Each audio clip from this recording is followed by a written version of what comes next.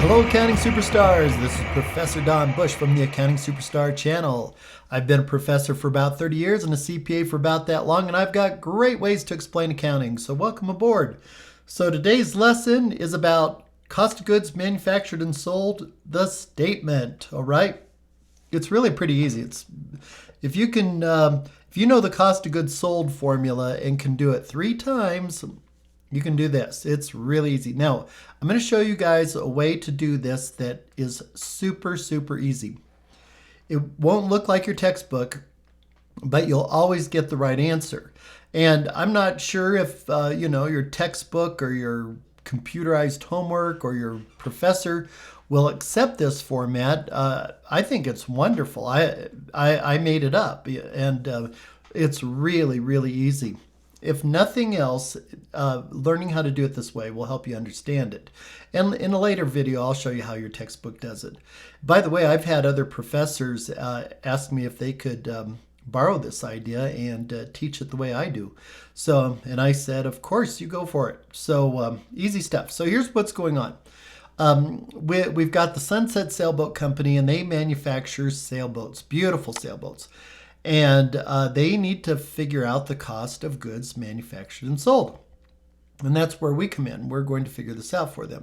I kept the numbers really, really small just to keep it easy for us. All right, so here's what we got. We got beginning direct raw materials right there, direct raw material purchases, ending direct raw materials, direct labor, manufacturing overhead, beginning work in process, ending work in process, beginning finished goods, and ending finished goods.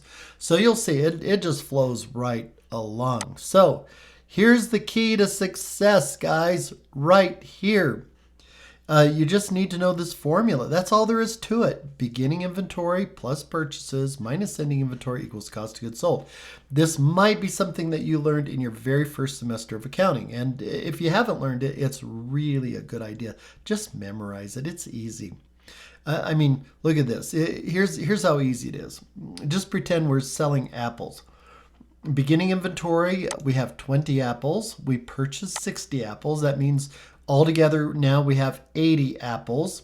And at the end of the day, we only have 10 apples left. And the reason why we only have 10 apples left is because we sold 70 of them. All right, I can't get any easier than that. That's probably I bet probably a third grader probably could understand that. All right, so memorize it. It's easy, guys. All right, ladies and gentlemen, I've got the Excel spreadsheet all set up for us, and on the top in the pink color here, I've got all our information, and down below we're going to learn how to do the statement. So here we go. Here it is. So pay attention here for about 8 minutes and you'll have it. So what's going on here is the manufacturing businesses have 3 different types of inventories. They've got raw materials inventory, work in process inventory, and finished goods inventory. So all we have to do is write down that formula 3 times and we can do this, all right? So one for each inventory. So here's how it all begins. Instead of just simply beginning inventory, it'll be beginning direct raw materials inventory, and I'm going to get it right from up there. So there it is, and I'm going to make that in a color that stands out a bit. There we are. So here we are. Plus raw material purchases for 400. And then minus ending direct raw materials inventory. And I'm going to get the number from right there. By the way, I got that direct raw material purchases from here. So there it is. So let's put down these numbers. Here we go. There we are. Okay. So 50 for beginning direct raw materials, 400 for direct raw material purchases, and we're going to subtract away the ending inventory because it wasn't used. And what we end up with is right here equals cost of direct raw materials used. So this is what was put into process. This is what they used up. So it's simply 50 plus 400, which equals 450, minus 70, and we get 380. All right, 380. There we are. Easy, right? If you can do it once, you can do it 2 more times. It's easy. Now this one is for work in process. So what we'll do is we'll have beginning work in process. We'll get that number right from there. put it in, plus, oh, check this out, really easy. Check out the next number here, folks.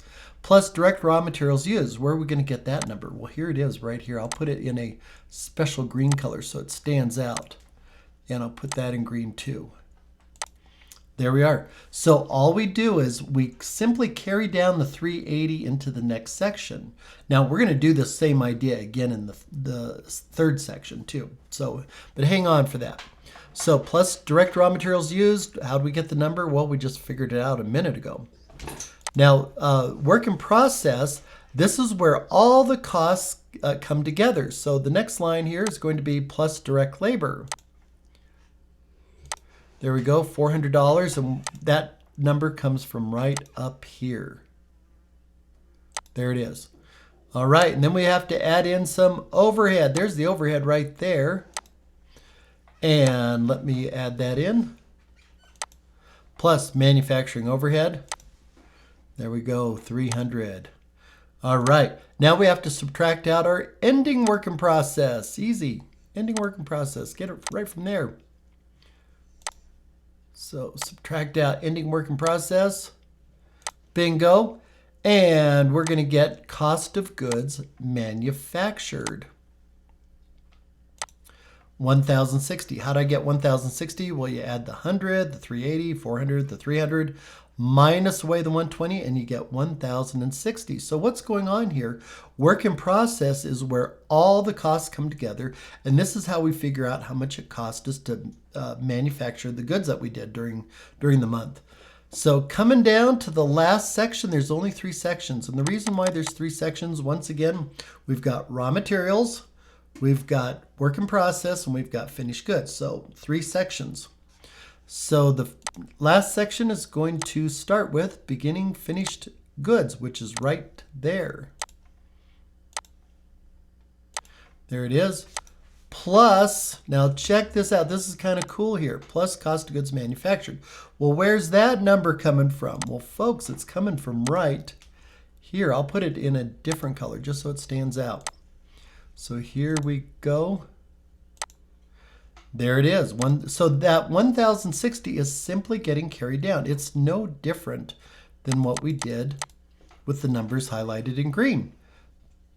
Cost of direct raw materials used, 380. That got carried down to the next section.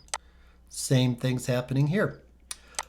Minus ending finished goods. And ending finished goods is right here. It's 45.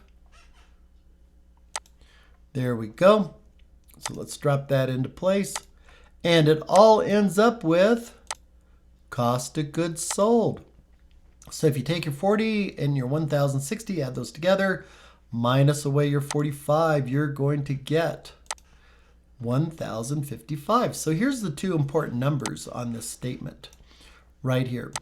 This cost of goods manufactured, that's really important. Let me highlight that in a nice red color. And this cost of goods sold, that's another important number. There we go. So that's all there is to it, folks. It's just that easy, nothing to it.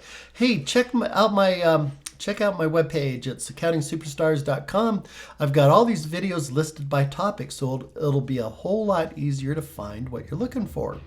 And hit that like button, hit the subscribe button, because that way it lets me know that you guys like this stuff, and I'll make more. In fact, in the comments, if you write down other topics you want to learn about, I can make a video about it. So let me know.